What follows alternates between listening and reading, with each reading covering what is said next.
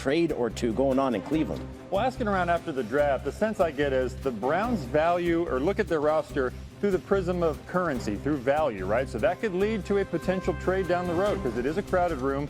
Head coach Kevin Stefanski does like to keep 4 quarterbacks in his room. You see Deshaun Watson there, probably won't be a part of that because of the injury. So you roll with those 4. They gave up a 3rd-round pick and 2 5th-round picks for Kenny Pickett, Dylan Gabriel, Shedeur Sanders. Maybe they can recoup some of that if they showcase one of those players in the preseason or one looks good or there's an injury down the road.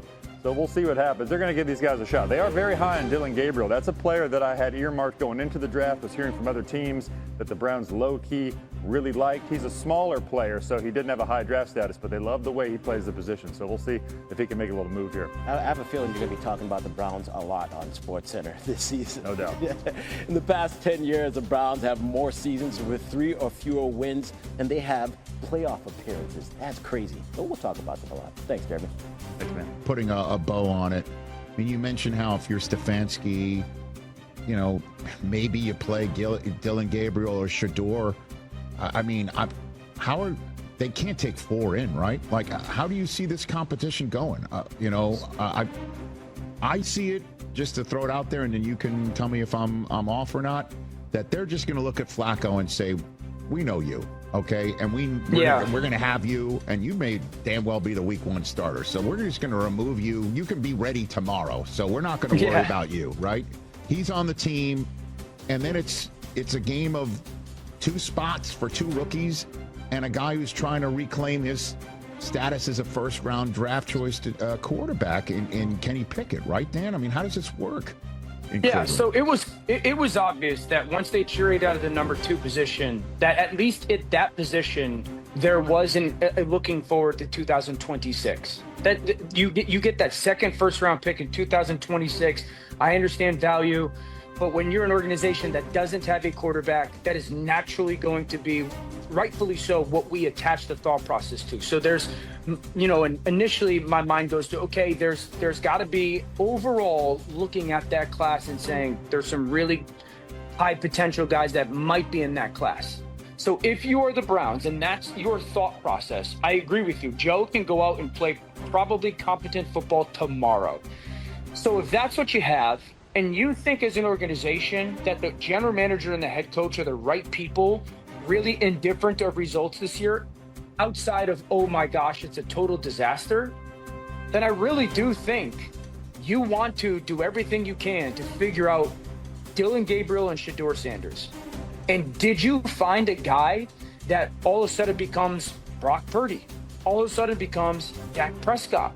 All of a sudden becomes a mid-round pick that overplays where he was selected, and maybe then quarterback's not that pressing need in the first round next year. Maybe you get to be in the advantageous situation that not only did you steal a starting quarterback, but you got him in a later rounds, and now you can really build a roster that can go on a 2 or 3 year run around that quarterback. So I think that's probably the way that I would go about it if I was Cleveland. Now, if both of those guys and can't tell you we can't play, like we're not good, we're not good players or early on in the season, then you have a starter that can keep you in football games and play good winning football. Yeah, I just find it that they're going to, I don't know. The way I look at it, I see it's more likely Flacco, Pickett, and one of the rookies than Flacco and 2 rookies. That, you know what I mean? What would be the so I think the pushback that I would have to that, Rich, is what would be the benefit to keeping a Kenny Pickett over the 2 rookies? Let's say they're one's an 8 and one's a 7 out of 1 through 10 rating type of thing. I don't know. Winning games, it's just that simple, and I know winning games in the long run, if you're already looking over the steering wheel at 2026, is not optimum. I don't know, man. I think one of them might show in training camp whether they're ready or not.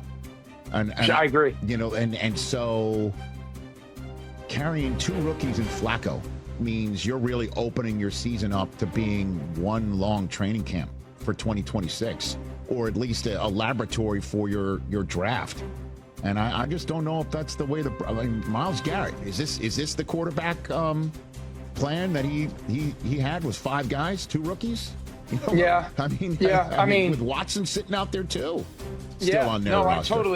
I totally understand that. I guess the counterpoint I would have thought process is, and with all due respect to Kenny, it's not like Kenny Pickett's Myles Garrett's gonna go, all right, we kept Kenny, instead. So, I think that, Cleveland's obviously in a better place than they were to start the draft at the quarterback position. And, when you're in those positions, you're always trying to find players that overperform, right? And, while Kenny might have had, now maybe Kenny becomes a trade piece. Maybe Kenny has a really good training camp. It becomes a training camp preseason, and some team needs a guy that can go play good football. So, again, it's going to be decided on the field. But I think if both those guys show signs as rookies, I'd be hard pressed to not try to figure out who and what they are. Catch the Rich Eisen Show live weekdays from 12 to 3 p.m. Eastern on Roku Sports Channel in the U.S.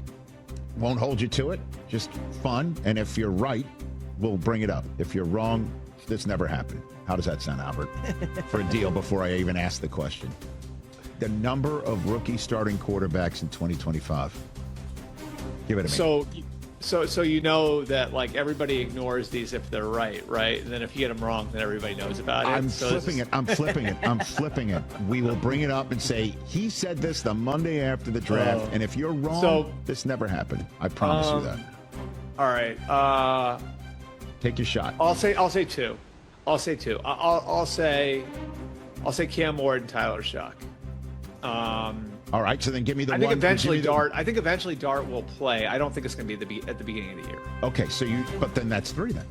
You just gave me a third. So what was the premise? The number of kids that just got drafted at the quarterback position in the 2025 draft that will play. Everyone that's on the screen right here. Just play. They're gonna start a game. Year. Starters this year. The number. Okay. So, the start a game part of it. You know what? I'll have some fun with this. Do what you want. Again. I'll give you 4. Okay. I will say Cam Ward will start a game.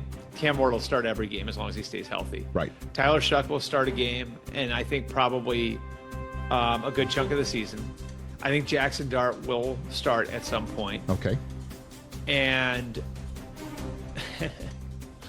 I guess this is going to get aggregated. One of the Browns rookies will start a game at some point. Mm-hmm. One of the Browns rookies.